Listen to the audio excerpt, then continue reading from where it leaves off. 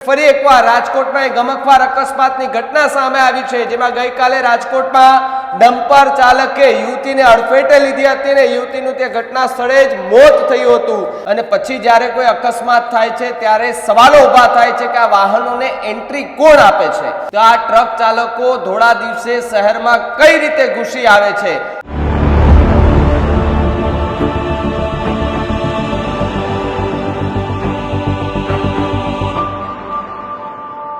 નમસ્કાર, આપ જોઈ રહ્યા છો ન્યૂઝ રૂમ અને આપની સાથે હું છું ભાવિક। મહત્વપૂર્ણ સમાચાર રાજકોટથી સામે આવી રહ્યા છે। આમ તો શહેરોની અંદર જે ગાઈડલાઈનનું પાલન કરવાનું હોય, જે ભારે વાહનો હોય કે ભાઈ 9 થી 9 જે પ્રતિબંધ હોય એ પ્રતિબંધનો પણ ઉલાળ્યો કરી અને વાહનો એ શહેરોમાં એન્ટ્રી કરી લેતા હોય અને પછી જ્યારે કોઈ અકસ્માત થાય છે ત્યારે સવાલો ઊભા થાય છે કે આ વાહનોને એન્ટ્રી કોણ આપે છે?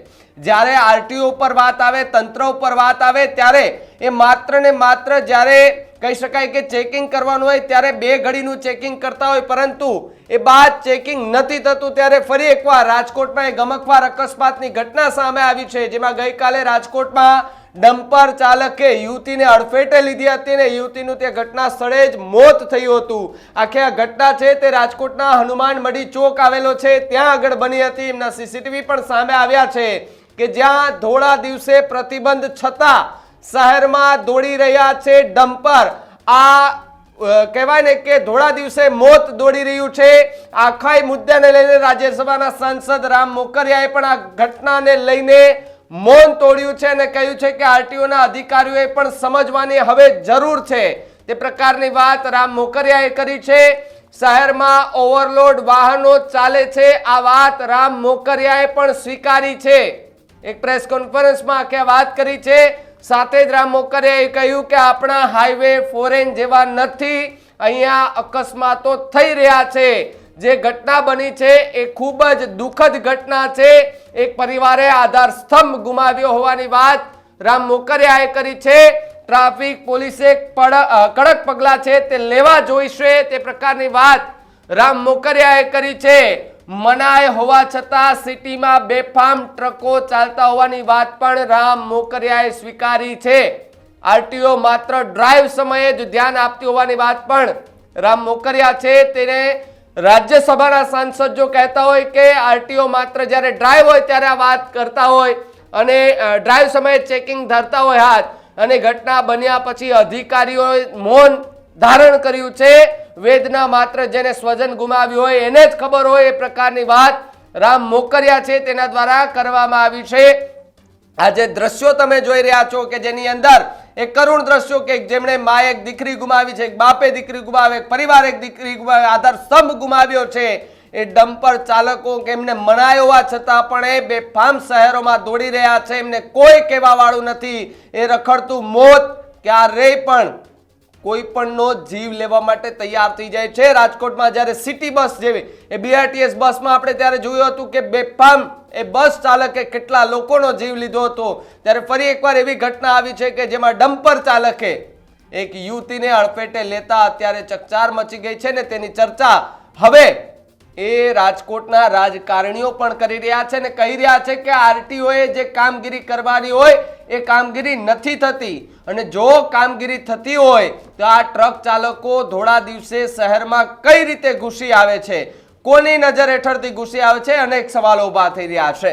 ત્યારે આખી ઘટનાને લઈને રામ મોકરિયાએ પણ મૌન તોડ્યું છે અને કહ્યું છે કે ભાઈ જે આરટીઓ છે માત્ર ડ્રાઈવ સમયે ધ્યાન આપે છે, બાકીના સમયમાં કોઈ ધ્યાન નથી આપતું। રામ મોકરિયાને સાંભળતા પહેલા અમારી ચેનલને સબસ્ક્રાઇબ ન કરી હોય તો અમારી ચેનલને સબસ્ક્રાઇબ કરી લેજો। શું કહ્યું રામ મોકરિયાએ, આવો સાંભળીએ। 20 વર્ષની દીકરીએ જીવ ગુમાવ્યો છે। અભ્યાસ કરતી દીકરી હતી અને એના કુટુંબનો આધાર પણ ગણી શકાય। જે ઘટના બની ખૂબ દુઃખદ ઘટના છે, આવું કોઈ સાથે ન બનવું જોઈએ। અને આપ જે કહો છે કે બેફામ ડમ્પર રાજકોટને હું તો એમ સમજું છું કે લગભગ નેશનલ હાઈવે ઉપર સિટીમાં બધે આ જ પરિસ્થિતિ છે અને ખરેખર આને કંટ્રોલ કરવાની ખૂબ જરૂર છે। એના માટે આરટીઓ તંત્રે જાગૃત થવું જોઈએ અને શહેરમાં હોય તો ટ્રાફિક પોલીસે એના માટે કડક એક્શન લેવા જોઈએ, જેથી કરીને અત્યારના સમયમાં શહેરમાં ખૂબ ટ્રાફિક વાહન વધી ગયા છે, વસ્તી વધી ગઈ છે, બધા લોકોને શહેર તરફ આવવું છે, એની પણ ભીડ હોય છે અને સ્કૂલ કોલેજના જે ટાઈમ હોય છે ત્યારે પણ આ બધા બેફામ વાહનો ચાલતા હોય. ખરેખર આવા ભારવાહક વાહનોને સિટીમાં આવવાની મનાઈ હોય છે, છતાં કોઈને કોઈ એન કે એન પ્રકારે આવે છે જે કોઈ વાટકી વ્યવહાર કરતા હોય, પણ એ જોખમી છે. આજે એ કોઈની દીકરી ગઈ, કાલે કોઈ બીજું, અને આવી યુવા વયે આવા અકાળે અવસાન થાય એ ખૂબ નિંદનીય છે અને દુઃખદ બાબત છે. આ ન થવો જોઈએ એવો મારો સ્પષ્ટ મત છે.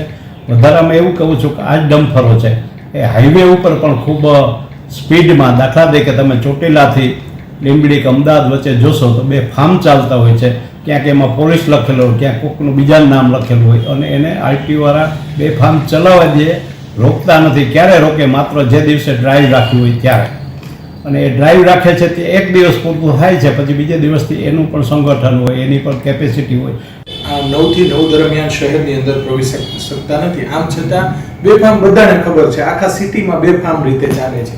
અથવા તો તમે કીધું કે હાઈવે ઉપર એ બેફામ ચાલે છે કે કાર લઈને નીકળો, બાઇક લઈને નીકળો, તો કેમ કડક કાર્યવાહી કેમ નહીં? જ્યારે આવી ઘટના બને ત્યારે અમારા સહિત તમામ, તમે બોલો, અમે બોલીએ, બધા બોલે, પણ પછી બધું ભૂલાઈ જાય. આપની વાત સાચી છે, અવેરનેસનો અભાવ છે. બીજું પેલું જે સ્મશાન વૈરાગ્ય જેવી વાત છે. જો તમે સ્મશાન હોય તો બધા દુઃખી એવું લાગે, અને જો તમે પિક્ચર જોવા જતા હોય તો એમ થાય કે દુનિયા આખી સુખી છે. હોસ્પિટલે જાઓ એટલે તમારા ચહેરા ઉપર ભાવ તરફ પ્રગટે કે બધા બીમાર છે. એટલે આ જે બનાવ બને ત્યારે થોડા દિવસ તંત્ર કે જે કોઈ અધિકારી કે જાગૃત થાય, ન્યૂઝવાળા, તમારા જે મીડિયાવાળા એનું સ્પોટ ઉપર અભિપ્રાય આપે, એનું ઇન્ટરવ્યૂ લે, પણ પછી બીજે ત્રીજે દિવસે બધા જ લોકો ભૂલી જાય. વેદના માત્ર જેના ઘરના ગુમાવે એની વેદના રહી જાય છે જિંદગીભર, ને એની કોઈ જવાબદારી કોઈ કશું હોતી નથી.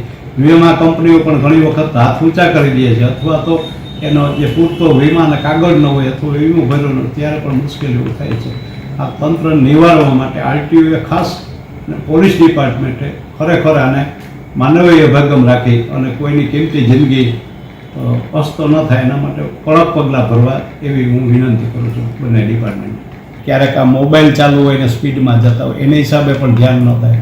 ઓચિંતાના કોઈ ગાય ઢોર એ પણ ખૂબ નુકસાન થતું હોય છે, અને ઘણીવાર જે રોડ તૂટે છે એના કારણ એ હોય કે જે કેપેસિટી કરતાં વધારે વજન લઈને ફરતા ડમ્પર બેફામ એના હિસાબે થાય છે. અને આટલું વજન ભરેલું હોય, ઓચિંતાનું કોઈ આડું ઉતરું, આપણા જે હાઈવે છે એ એટલા બધા ચોક્કસ નથી ફોરેનની જેમ કે ફેન્સિંગ મારેલું, કોઈ ઢોર આડું ના આવે, કોઈ વાહન સ્કૂટર સાયકલ ઓચિંતાનું આવે, એવું બનતું નથી. એટલે એ ગમે ત્યારે આવે એને કંટ્રોલ કરવા જાય ત્યારે એટલું વ્હીકલ હોય છે મોટું, અને એટલું વજન હોય છે જેથી બ્રેક નથી લાગતી.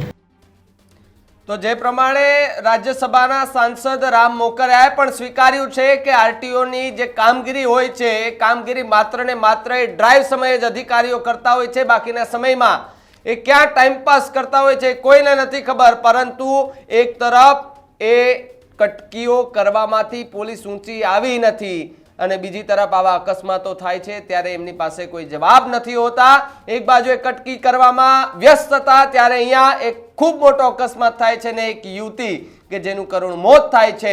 અનેકો સવાલ ઊભા થતા હોય છે પોલીસ સામે, પ્રશાસન સામે, ટ્રાફિક સામે, આરટીઓ સામે, ત્યારે પણ એમની પાસે કોઈ જવાબ નથી હોતા. ત્યારે હવે રાજ્યસભાના સાંસદે એક સવાલ પૂછ્યો છે, જો એનો જવાબ પણ કોઈ અધિકારી પાસે હોય તો અધિકારી આપે, કારણ કે આ ઘટના નાની નથી, આ ઘટના ખૂબ મોટી છે. કારણ કે એક યુવતીનો જીવ લીધો છે, એક માનવ જીવ લીધો છે. ડમ્પર ચાલકની જોકે અટકાયત કરીને હવે પૂછપરછ ચાલુ કરી દીધી છે, પરંતુ આવી ઘટનાઓ ક્યાં સુધી બનતી રહેશે?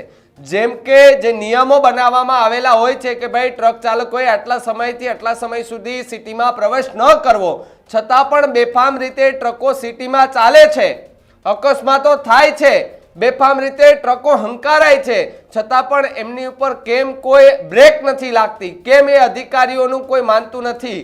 કે પછી અધિકારીઓ સાથે આ ટ્રક ચાલકોની અથવા તો જેના પણ ટ્રક હોય તેની કોઈ મિલીભગત છે કે કેમ? એ જાણવું પણ ખૂબ જરૂરી છે ને બહાર આવવું પણ ખૂબ જરૂરી છે. આ એક ઘટનાને લઈને હવે રાજકોટનું તંત્ર જાગે, કારણ કે આવી ઘટના બીજી વખત ન બને અને કોઈ પરિવાર પોતાના બાળકો કે કોઈ સ્વજનો ન ગુમાવે તેની ખાસ તકેદારી એ તંત્રએ, પોલીસે, અધિકારીઓએ બધાએ રાખવાની ખૂબ જરૂરી છે. અને જો થોડા દિવસે આવા ટ્રકો સિટીમાં દેખાય છે મનાય હોવા છતાં પણ, તો એમની ઉપર પણ કડકમાં કડક કાયદેસરની કાર્યવાહી કરવા એ ન્યૂઝ રૂમની પણ અપીલ છે. મારી વાત સાથે કેટલા સહમત છો ને રામ મોકરિયાએ જે વાત કરી છે એ વાત સાથે કેટલા સહમત છો કમેન્ટ બોક્સમાં ખાસ લખજો. જોતા રહેજો ન્યૂઝ રૂમ. નમસ્કાર.